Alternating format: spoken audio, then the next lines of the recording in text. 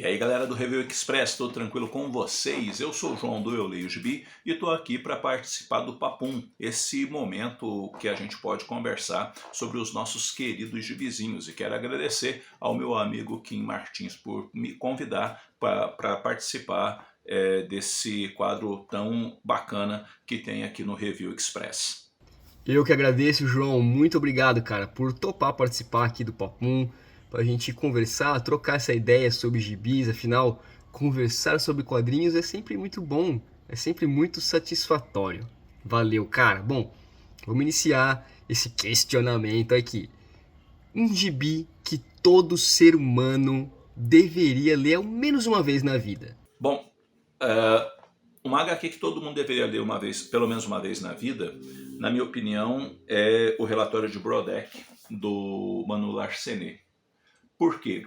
Porque o Relatório de Brodeck é um quadrinho que, na minha opinião, é um quadrinho que dói, é um quadrinho que machuca, é um quadrinho que te confronta com a vida de uma forma muito crua, com a vida de uma forma muito dura, com a vida de uma maneira em que a gente não consegue se sentir à vontade com tudo que está sendo mostrado no quadrinho, por conta de todas as circunstâncias que estão em torno da história. E quando eu li o Relatório de Brodeck, eu pura e simplesmente fiquei extasiado. Inclusive, acabou sendo, dentro das leituras do ano, quando ele saiu, acabou sendo o gibi que eu mais gostei no ano. E é um gibi que merece ser lido, relido. Eu acho que está até esgotado e, na minha opinião, o Pipoca Nanquim deveria republicá-lo, porque é um gibi que todo mundo, na minha opinião, deveria ler, porque é uma senhora de uma história. O Manu Larcenet faz um trabalho aqui pura e simplesmente espetacular e que te faz dialogar profundamente com o quadrinho, refletir, pensar nas ações humanas, no comportamento humano e na forma com que as pessoas muitas vezes, inclusive, podem ser cruéis. Então, o Relatório de Brodeck é o quadrinho que, na minha opinião, todo mundo deveria ler. Cara, eu amo o relatório de Brodeck. Eu acho o Manila Cerné um gênio. O que esse cara escreve é sensacional.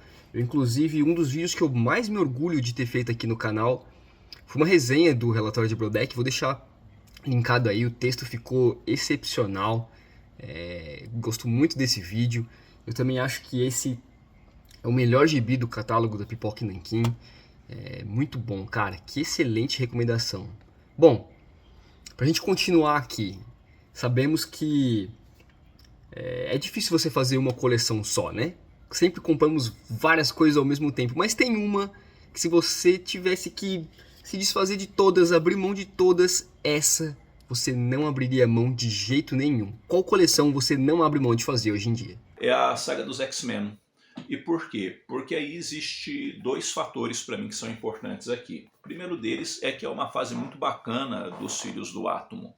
E o Chris Claremont está mandando muito bem nessa época. Ele está inspiradíssimo e tem, assim, digamos assim, os X-Men na mão, né? Então você vê história após história, ele construindo arcos muito bacanas e desenvolvendo muito bem cada um dos personagens. E, além disso, é um período que também conta com bons artistas. O John Romita Jr., posteriormente vem o Mark Silvestre e o Jim Lee. Então, o Barry Windsor Smith. Então, é um período aí que o quadrinho dos X-Men chamava demais a atenção e são histórias que eu gosto mais. O tempo passou e eu continuo lendo de forma empolgada essas histórias, né? Ou estou relendo ela de forma empolgada.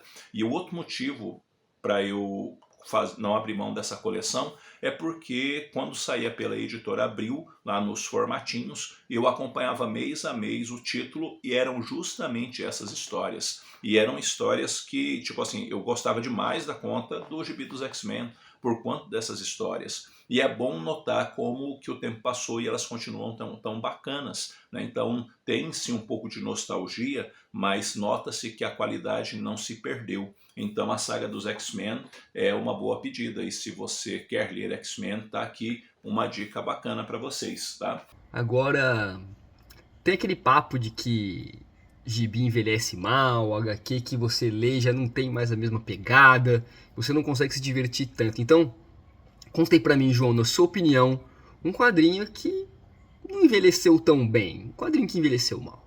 Uma HQ que envelheceu mal, na minha opinião, é Guerras Secretas. E para mim, Guerras Secretas envelheceu mal porque ela já nasceu errado.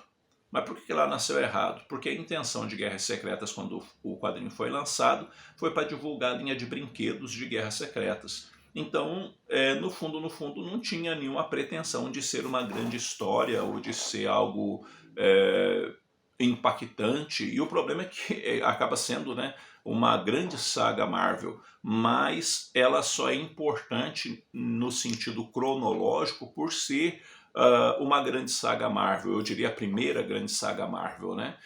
Mas tirando isso, não, a história não é grande coisa, é uma história razoável com alguns bons momentos e que reverberou para os títulos, né, dos X-Men, do Hulk e por aí adiante, por questões óbvias, né, por quanto que foi acrescentado, né, dentro da cronologia da Marvel. Mas o tempo passou e você lê as Guerras Secretas e não é uma coisa empolgante, não é uma coisa assim, em alguns momentos chega a ser bastante enfadonho, sem graça. Então, as Guerras Secretas, para mim, é um quadrinho que não envelheceu bem de jeito nenhum. Sim, tem bem sentido o que você falou sobre Guerras Secretas, e eu tô de acordo contigo. Bem, dentre uma produção imensa de quadrinhos bons que o Brasil tem, eu te dou o desafio de escolher o seu gibi nacional favorito. Meu gibi nacional favorito é Sopa de Salsicha, do Eduardo Medeiros. E talvez seja um quadrinho que as pessoas pouco falam dele, né? Até porque tem alguns anos que saiu, e muitas vezes ele é pouco lembrado, mas porque ele é o meu quadrinho nacional preferido, porque foi o quadrinho que me despertou interesse em ler quadrinho nacional, sabe? Tem muita coisa nacional boa, tipo O Mundo de Yang, né, do Orlandelli, é um negócio fantástico. Solidão é um outro quadrinho excelente. Do que os Mortos também é um quadrinho maravilhoso, mas o Sopa de Salsicha eu tenho um carinho especial porque foi ele que me fez me divertiu muito, né, lendo, e que consequentemente me fez querer ler mais quadrinhos nacionais. Foi onde eu fui atrás, por exemplo, do Lavagem, né, do Chico, do Cadafalso, entre outras publicações nacionais, e isso tudo é por causa do Sopa de Salsicha. Então, se você nunca leu Sopa de Salsicha, vai atrás, que é um quadrinho bastante divertido do Eduardo Medeiros, vale muito a pena. Tá? Vale muito a pena mesmo. Cara, que legal essa recomendação. Eu nunca li Sopa de Salsicha, já tinha ouvido falar bem. O Eduardo Medeiros tem um traço que me agrada demais, eu adoro a arte dele, então você pode ter certeza que eu vou correr atrás dessa recomendação.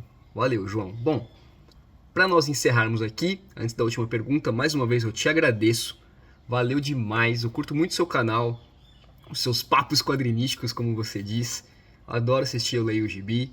E vamos lá, para fecharmos aqui, por que, na sua opinião, é importante que os quadrinhos abordem temas sociais e políticos?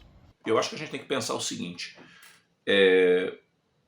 quadrinhos são retratos da vida, de alguma forma. Mas por que quadrinhos são retratos da vida de alguma forma? Porque eles estão sempre situados num contexto que dialoga com a modernidade.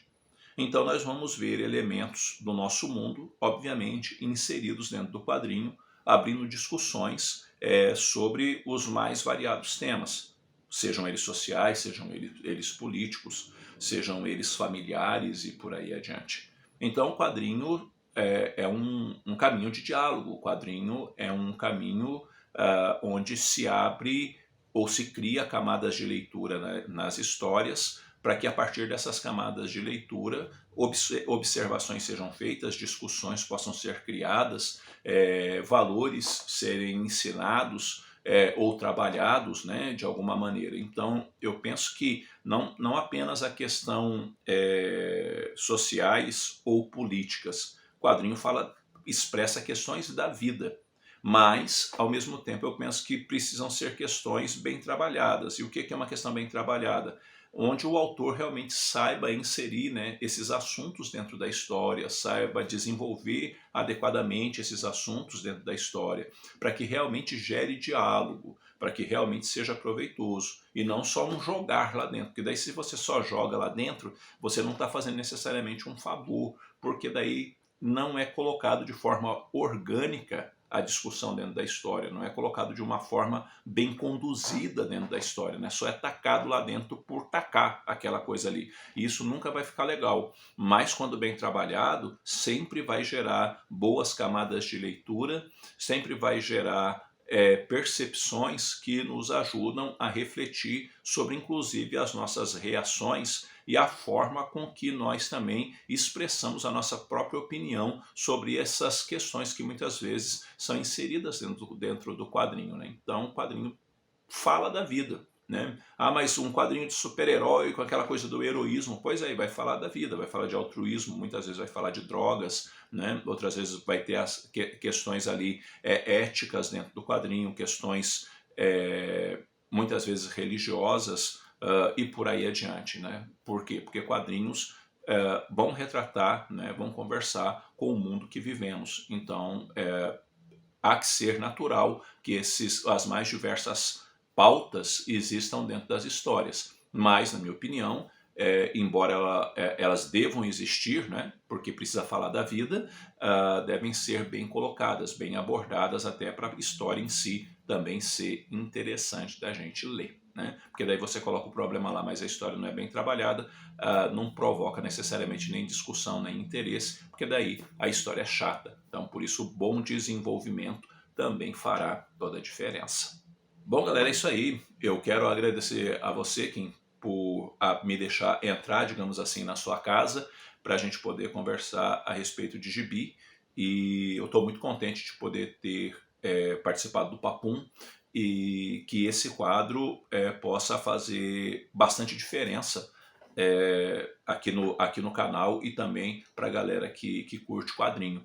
Tá? Então, um abraço para ti, valeu mesmo pela força e também muito obrigado, como eu disse, por ter me deixado entrar aqui na sua casa. Um abração, meu amigo.